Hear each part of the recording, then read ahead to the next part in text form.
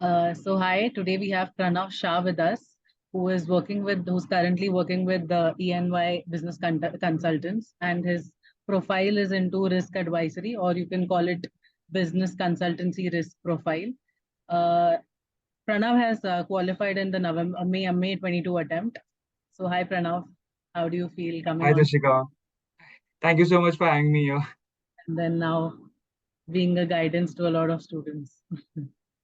Hopefully. Yeah. It's great. Okay. So, Pranav, coming to our first question, how did you land into ENY? Like, did it happen through campus placement or was it through your own personal hunt? It was completely through my own personal hunt. Acha. Post GIR workshop, I was very keen on getting into management consultancy. Okay. And that was, I had informed some friends of mine as well that if you land up upon something, some openings or such, then do please let me know. A friend, actually, so funny thing is that people find their jobs through LinkedIn. Yes.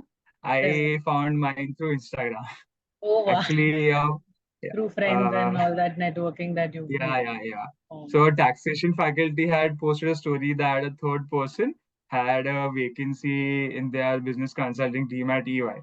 And a friend sent it to me that maybe this is something nice for you. I correct, texted that correct. person that I would like to interview, and I was lucky enough to get one. Things worked out well, and right now I'm here. It You, turned out to be business consulting risk or risk advisory, as you say later on, but worked out well for me.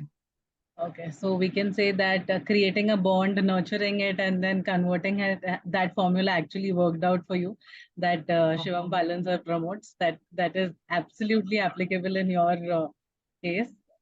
So I think 100%, 100%, yeah. So having good networks connections in is the CA community goes a long way, honestly. Yeah, long way. can't emphasize on that enough. That's great. So, Pranav, what was your like domain? Like, what were your targets? Like, did you always focus on getting into the profile that you're right now into, that is being a risk advisor, or were you targeting any other profiles? Yeah. So once I did the GIR workshop with CMO, that was where I got introduced to the domain of management consultancy, and I was head over heels for it, honestly. Uh, It attracted me so much that I was preparing 100% for those interviews only. And later on, once the results came out, I realized that openings in that domain are not many, and whatever openings are there, those are mainly for experienced CAs with uh, yeah, consultancy backgrounds or for MBA from top B schools. Some CA freshers do get into it, but those are people with ranks or with attractive industrial training experiences. So for me, I realized it would be a practical thing to do if I just focus on other things as well, other domains. So the approach what I followed was I selected a couple of domains where would never like to work in. correct, I correct. wouldn't name them, but yeah, there were some domains which I completely excluded. Then Mhm. apart from those couple of domains, I applied for everything which came my way. I gave interviews everywhere, wherever I could, and then I just selected which whatever the best opportunity was available to me. Again, risk advisory as a domain, um, for me, it worked well because I thought this was management consultancy initially before I gave the interview. In the interview, I realized that it is risk advisory, and later on, I took it up because it helped me. It will help me with a good understanding of business functions and everything. Absolutely, absolutely.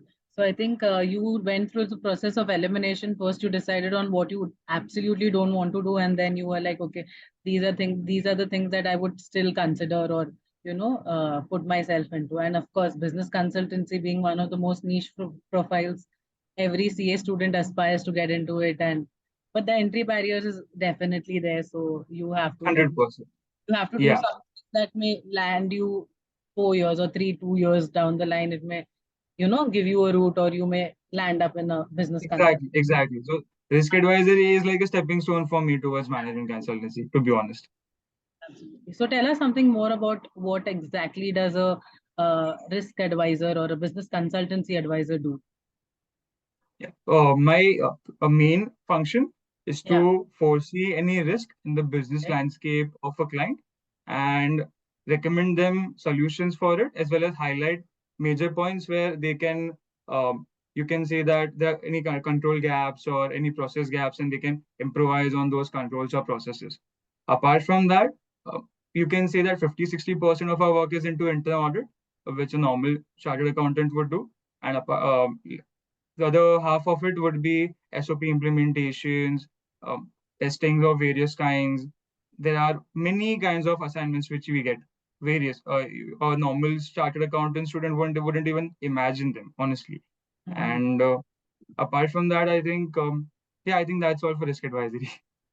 Okay. So we can say that internal audit is a part of risk advisory, but it's not entirely that. A lot of people have this misconception that risk advisory is just a fancy term given to internal audit, but that's not the absolute Yeah, case. exactly, exactly. Risk advisory is like a bigger umbrella under which internal audit is like a branch of it, you can say. Mhm. Obviously, it is a major portion of it, but not 100%. There are various other assignments or things which you can do under risk advisory. So internal audit is just part of the risk advisory, and risk advisory as a profile is great for, like, building a good profile in general, I would say. 100%, 100%. Also a good stepping stone towards your bigger goal, that is management consultancy. Exactly, exactly. So, as you might know, even ICAI has introduced this elective subject called risk management. Correct, correct. That is 100% risk advisory, 100%. I can Was actually that your relate elective? because that was my elective back then. I can So actually relate it to that. Okay, this was what I studied, and yeah, this is what I'm implementing now. yeah. So it was quite easier. It was a little easier for you to get into a, practical experience regarding something you'd already studied about. So what was the procedure like? What is the interview process like at EY for this particular role? Yeah. So for any normal interview type, there would normally be three interview rounds. First being the manager round Yeah, where they ask you technical questions. Second being the HR where HR based questions are there, and correct. third would be the partner round where you half of it is technical based and half of it is personality based. For me, luckily, it happened directly through the manager, and my interview was taken by the director and the manager herself and the director. And it was a 1 hour interview where they grilled me on my technicals as well as some case based questions, also some personality based. And I was expecting that there might be a second round with the partner, Yeah. but I think the director liked me so much that they took me in after the first round itself. So usually in Big Fours, they have these three processes or three stages. Like first you give your interview to the manager, and then obviously before that you have the HR round, and then those things are definitely there. And then you move to the managerial round, and then you have the director interviewing. And the final one is the partner taking your interview. Yeah, But in your case, sometimes they may eliminate a few stages if they are convinced that the candidate is good enough and all of that. exactly, exactly. How Yeah, that so I have seen quite a few cases where they do take this exception, but only in some cases, not all. some cases. Correct, correct, correct. So was there any technical questions coming your way during the interview process? Were there, or was it a case study based interview? What was it Yeah, mainly? so what happened is there is a funny story again in this. Okay. In the interview, just after introductory questions were asked, they asked me that you have a taxation background, and why do you want to get into risk advisory? While Okay. in my understanding, I was interviewing for a management consultancy role. I had Okay. prepared also for a management consultancy interview. Consultancy interview. All right. So that was a confusion between them and me. And over there, my intuition said that go ahead with it. Let's see what happens. On listening this, the director had a management consultancy background, and he asked me that some case-based questions, obviously, Correct, because correct. he was amazed that okay, this person is willing and willing to go in that direction. Yeah, Apart yeah. from that, obviously, there were some technical questions around risk management and audit as well. But yeah, that's it. So you already prepared for the worst. Like management consultancy is something that requires maximum preparation. So you already went into the whole interview process thinking that, oh, I'm appearing for a management consultant. So anything below that is just a cakewalk for you. I feel that very, 100%, 100%. Yeah, the kind of preparation management consultancy interview takes, honestly, even so, during my GI workshop, one of the management consultancy mentors has said that if you prepare for a management consultancy interview, everything else is taken care of. it's taken care of. Exactly. So that really worked in your favor, and that is 100%. Yeah. one of the advices that most of people should take. Like, prepare for the worst, so then whatever comes your way, or you expose yourself to maximum questions or like case studies. So you develop a thinking, and then during the process, obviously they throw something different than what you've gone prepared with. So Yeah, I yeah. think that So, it is going to really help you. Okay. yeah, so because I had practiced these interviews, it takes a lot of confidence, a lot of impromptu questions and answers Correct. to, go through the management consultancy. Hence, it helps a lot. So practice, did you actually call up a friend and do it like face to face with someone, or what was your preparation like?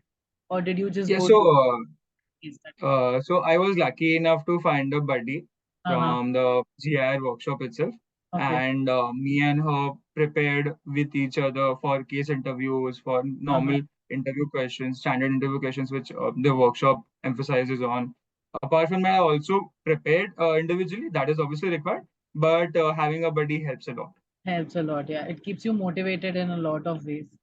And for Yeah. this particular role, how relevant was your articleship experience? Like, did it matter a lot, or was it irrelevant? Like, okay, for this particular role, you didn't need much of your background.